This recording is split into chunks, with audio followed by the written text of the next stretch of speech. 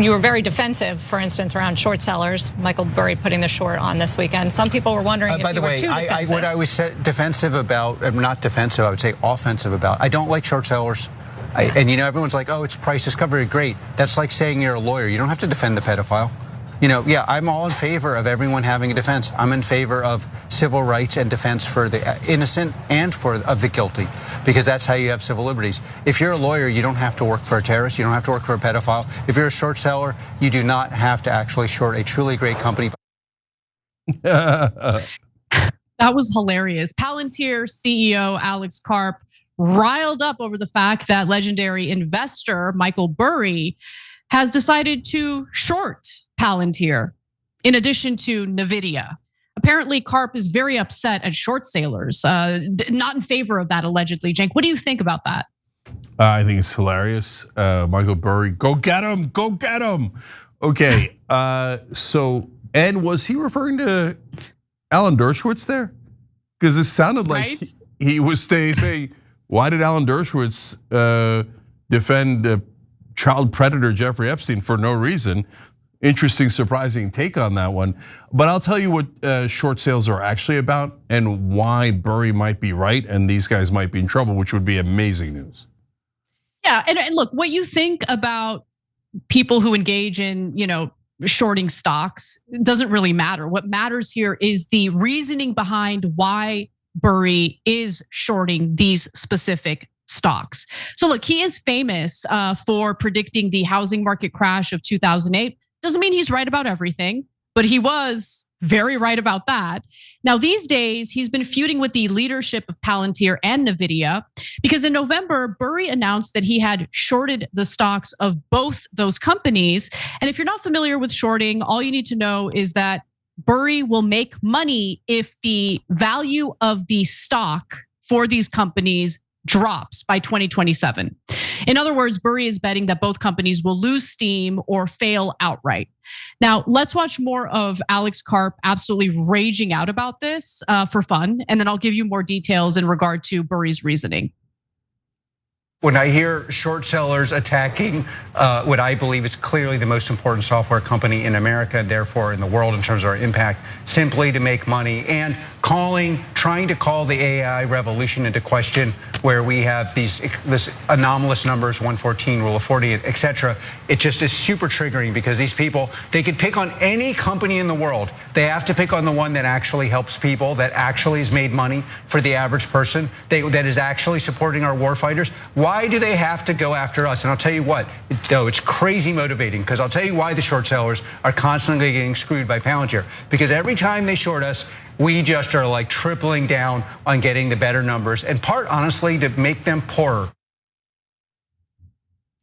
So Karp seems very stressed out, and if you're watching Landman, my only hope is that he's just as stressed out as Monty is or was. And if you get that reference, you get what I mean. But nonetheless, Nvidia has also tried to push back against Burry's argument, saying, following Burry's series of social media posts, arguing that the artificial intelligence investment boom is replaying the dot-com bubble from the 1990s. Nvidia quietly circulated a private memo to analysts that explicitly name-checked Burry to push back on many of his claims. For his part, Burry argues that massive CapEx plans, extended depreciation schedules, and soaring valuations as evidence the markets are again mistaking a supply boom for durable demand. Now, I am totally okay with admitting I'm a moron and I don't know what that means. But Cenk, I feel like you might know what that means. What does massive CapEx plans mean? Yeah, so it's not about being smart or stupid. It's about whether you just know these terms or not. So look, none of that is important. So X is expenses and so cap is for capital. There's a lot to explain in the business world, et cetera. Bottom line is, what Burry is saying is it's overvalued. He's not making a value judgment on it in terms of morals. He's making a value judgment in terms of finances. He's saying that there's a big boom in supply. So Palantir is producing a lot of things. AI is producing, Nvidia is producing a lot of things. But that doesn't mean that there's going to be demand for those. If there is demand down the road, then okay, then it makes sense and maybe their valuations are right. But he's saying that there's not going to be as much demand as they think there's going to be. That's a huge problem. Then he gets into the internal workings of their finances and their leverage and their debt and their capex, et cetera. He sees problems there as well. But his number one issue, and what I think he's most right about, is there's a craze right now where people are buying Nvidia, especially more so than Palantir, but Palantir as well, in an irrational way. And you know it's irrational. You know that we're near the peak of the bubble when two things happen. One is when people tell you that a stock can't go down. And I've now been hearing many times, oh, Nvidia can't go down. It's a new kind of market. That means the bubble's on the edge of bursting, okay? Literally the same exact thing I heard about the housing market back in 2008, and the dot-com bubble back in 2008. No, this is a new market, Cenk. You don't understand. This doesn't go up and down anymore. It just goes up. Sure, brother. I've seen this movie before. The second way you know that the bubble's about to burst is when Michael Burry starts shorting it. Okay, so now you can tell that I'm right. How can you tell? By the CEO of Palantir, Karp, that we just showed you, by his reaction. Because he's a cold, sweaty mess. I've never seen an executive act like that on television. And if you're wondering, really? Yes, in the business world, going, it's so unfair to short us, is the equivalent of crying. Like that, brother, it's free markets, deal with it. Capitalism, it's a bitch sometimes. Everybody's allowed to bet long, everybody's allowed to bet short. If you're betting short, that means I think your stock value is gonna go down. That happens 50% of the time. So that's a very normal bet. When a CEO comes out and goes, oh, this is so unfair to us. Oh, you're in trouble, aren't you? That means he's really worried about that short. If the shorts work, guys, it is a huge problem for those companies. But Anna, that's all the business context, et cetera. But my favorite part was he's like, why are they doing this to such good companies? We're here at Palantir trying to spy in on all of the world, and we just helped Israel destroy Gaza, and we'd like to do that for America and the rest of the world. Why are they hurting the poor good guys? No, it is amazing how they view themselves, right? How I genuinely think Alex Karp thinks he's a good guy and that his company is doing great things. But I want to give you a few more details about Burry's rationale for shorting Nvidia and Palantir because, and you did touch on it briefly, but I want to emphasize it because he talks about how these companies are too over-reliant on welfare, on government contracts. The other reason he gives is that executive pay for these companies is too high. I'm gonna go ahead and bet that Alex Karp doesn't take kindly to anyone drawing attention to his high pay. So Burry actually wrote in his Substack that Palantir has the distinction of being the first billionaire revenue ratio greater than one that I have ever seen, or I have seen. 5 billionaires due to stock ownership and less than 4 billion in annual revenue. So in other words, they're paying their executives more than what the company is even worth.